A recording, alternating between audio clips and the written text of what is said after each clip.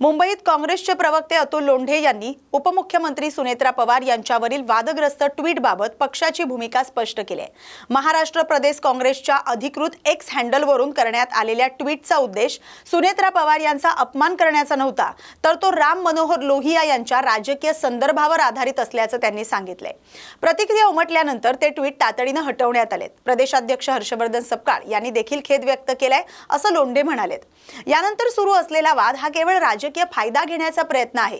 भाजपच्या पाठबळानं हिंसक वातावरण निर्माण केलं जातंय असा आरोपही त्यांनी केलाय। महाराष्ट्र प्रदेश काँग्रेस कमिटीच्या ट्विटर हँडलवरून सन्माननीय सुनेत्रा पवार उपमुख्यमंत्री महाराष्ट्र यांच्या संदर्भात जे ट्विट झालं, त्या ट्विटमध्ये कुठेही त्यांचा अपमान व्हावा, कुठेतरी त्यांना कमी लेखण्याचा प्रयत्न नसून राम मनोहर लोहियांनी जे इंदिराजींच्या संदर्भामध्ये वापरलेलं होतं आणि त्याच्यानंतरचा इतिहास जो आहे त्याला अनुसंगून होतं। ते एका विशिष्ट राजकीय परिस्थितीला अनुसरून केलेलं ट्विट होतं, व्यक्तिपरत्वे नव्हतं ते। आम्ही आमचे अध्यक्ष काँग्रेस पक्ष स्त्री दाक्षिण्य सर्वोपरी मानणारा आहे। स्त्रीचा सन्मान हे आमच्यासाठी सर्वोपरी आहे।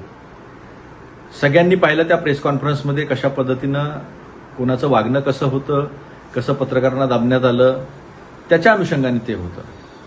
तरी पण ज्या पद्धतीची रिॲक्शन आली ती लक्षात घेऊन ट्विट डिलीट करण्यात आलं। स्वतः प्रदेशाध्यक्ष हर्षवर्धन सपकाळ यांच्या ट्विटर हँडलवरून त्या संदर्भात खेद सुद्धा व्यक्त करण्यात आला आणि चुकीच्या पद्धतीने ते समजून घेतलं असं सुद्धा दिलगिरी व्यक्त करण्यात आली। त्याच्यानंतरही जे काही सुरू आहे ते स्पष्टपणे दिसत आहे की ते राजकीय पोळी शेकण्याचं काम आहे। ही बीजेपीची प्रवृत्ती आहे। त्या बीजेपीची जी मनस्मृती मानते ती मनस्मृती जी स्त्रीला दुय्यम स्थान देते, स्त्रीला कुठेही सन्मान देत नाही। तर हे जे चालू आहे हे बीजेपीच्या पुढाकारानं, बीजेपीच्या सपोर्टनी याच्यामध्ये हिंसा करणं, ज्या पद्धतीचं वर्तन झालेलं आहे ते सगळं जे आहे ते हिंसक आहे आणि ते महाराष्ट्राच्या राजकारणात धरून नाही, मुळीच नाही। तर जे अजितदादा, स्वर्गीय अजितदादा हे शिवशाहू फुले आंबेडकरांचा विचार मानणारे, स्त्रीला महत्त्व देणारे, त्यांचा सन्मान करणारे अशा पक्षाच्या कार्यकर्त्यांकडनं असं व्हावं हे बीजेपीचं अनुकरण योग्य नाही। भाईंदर येथील रामभाऊ म्हाळगी प्रबोधिनीमध्ये आयोजित शिवसेना आघाडीच्या नगरसेवकांच्या प्रशिक्षण शिबिरात केडीएमसी आयुक्त अभिनव गोयल यांच्या उपस्थितीवरून नवा वाद निर्माण झालाय। या शिबिरात उपमुख्यमंत्री एकनाथ शिंदे यांनी नगरसेवकांना मार्गदर्शन केलं, मात्र आयुक्तांच्या उपस्थितीवर काँग्रेसनं तीव्र आक्षेप घेत ते सत्ताधाऱ्यांच्या ताटाखालचं मांजर बनल्याची टीका केली आहे।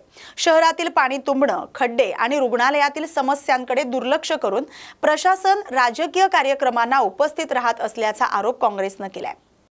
पक्षाच्या ताटाखालचे मांजर झालेत कमिशन, कारण की इथे लोक खड्ड्यांमध्ये इतके त्रस्त आहे खड्ड्यांसाठी आणि ते सोडून यांना पक्षाचा शिबिर अटेंड करायचंय। एक मुलाच्या अंगात चुईट उठली आहे महानगरपालिकेच्या दवाखान्यात, त्याच्यासाठी काही बोलायला यांना वेळ नाही, पण एक शिवसेनेसारख्या पक्षाचा शिबिर अटेंड करायला यांना वेळ आहे।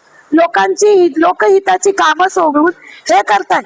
ज्या वेळेस पहिली महासभा झाली त्वरित दुसऱ्या महासभेच्या आधी सचिवांना पत्र दिला मी की पहिले तुम्ही महासभेच्या आधी 80% आपले नवीन नगरसेवक निवडून आलेत, त्यांचं शिबिर घ्या। ते शिबिर घेण्यासाठी यांना वेळ नाही। यांनी काय केलं तर हे स्वतःच्या पक्षाचे शिव आघाडीचे नगरसेवक घेऊन हे शिबिर घेत आहेत आणि त्या शिबिरात खंत काय आहे की आयुक्त स्वतः उपस्थित राहतात। आयुक्तांनी स्वतःची जबाबदारी स्वीकारावी आणि हे सगळं जे घडतंय शहरात ह्याच्यावर लक्ष द्यावा। एखाद्या पक्षाची शिबिर अटेंड करू नये। माझं त्यांना म्हणणं आहे की पुढची महासभा येण्याआधी उर्वरित नगरसेवकांचे जर आपलं हे झालं नाही प्रशिक्षण, तर येणारी महासभा चालू देणार नाही। ही जी तुमची दुहेरी भूमिका आहे, तुमच्यासाठी वेगळी आणि विरोधी पक्षासाठी वेगळी, हे अजिबात चालणार नाही। BHMS CCMP डॉक्टरांना महाराष्ट्र मेडिकल काउन्सिलमध्ये नोंदणी देण्याच्या प्रस्तावाविरोधात ठाण्यातील कळवा येथील छत्रपती शिवाजी महाराज रुग्णालयातील निवासी डॉक्टरांनी काम बंद आंदोलन सुरू केले। मर्डच्या नेतृत्वाखाली OPD सेवा अनिश्चित काळासाठी बंद ठेवण्यात आले। या आंदोलनाला Indian medical association Maharashtra, ASMI आणि विविध वैद्यकीय संघटनांचा पाठिंबा मिळालाय। या प्रस्तावामुळे आधुनिक वैद्यकशास्त्राचे वैज्ञानिक मानदंड आणि रुग्णांच्या सुरक्षिततेवर परिणाम होऊ शकतोय असा दावा डॉक्टरांनी केलाय। मागण्या मान्य न झाल्यास आपत्कालीन सेवाही बंद करण्याचा इशारा आंदोलनकर्त्यांनी दिलाय। फिलहाल के लिए हमने सिर्फ ओपीडी एंड वार्ड सर्विसेज बंद कर दी है। इमरजेंसी अपना ओटी वगैरह सब चालू है, बट अगर हमारे डिमांड्स पूरी नहीं करेंगे तो हम 24 तारीख के बाद वो हम सारा इमरजेंसी आपातकालीन विभाग ओटी बोलिए इमरजेंसी जितने भी रहेंगे स्केड्यूल सब हम लोग कैंसिल करेंगे। क्या कहोगे, पूरा राज्य में अभी ये संप देखा जा रहा है, डॉक्टर्स की जो मांग है जो पूरी नहीं हुई, तो आने वाले समय में क्या डॉक्टरों की भूमिका रहेगी? आने वाले समय में डॉक्टर की क्या भूमिका रहेगी और आज यहाँ पर प्रोटेस्ट में कितने डॉक्टर सहभागी हुए? हमारे जितने भी जूनियर रेसिडेंट डॉक्टर्स हैं सारे डिपार्टमेंट के, जैसे कि सर्जरी, मेडिसिन लाइन है, नॉन अकेडमिक, नॉन क्लिनिकल जैसे फार्मा, बायोकेमिस्ट्री, ये सब इन्वॉल्व है। आज अभी फिलहाल के लिए हम लोग ने सिर्फ ओपीडी और वार्ड का बंद किया। अगर आगे जाके डिमांड पूरी नहीं हुई तो जितने भी इमरजेंसी हैं सब बंद कर दिए जाएंगे। हम जूनियर रेसिडेंट की तरफ से हैं, जूनियर रेसिडेंट जो 150 के अराउंड है उनकी तरफ से इस पर किती डॉक्टर आज या आंदोलनामध्ये सहभागी झालेले आहेत, कोणकोणते विभाग बंद केले आणि मागण्या मान्य झाल्या नाही तर पुढची भूमिका काय असेल? आज शिवाजी हॉस्पिटल मधील जवळपास एक 150 डॉक्टर, निवासी डॉक्टर या आंदोलनामध्ये सहभागी झालेले आहेत।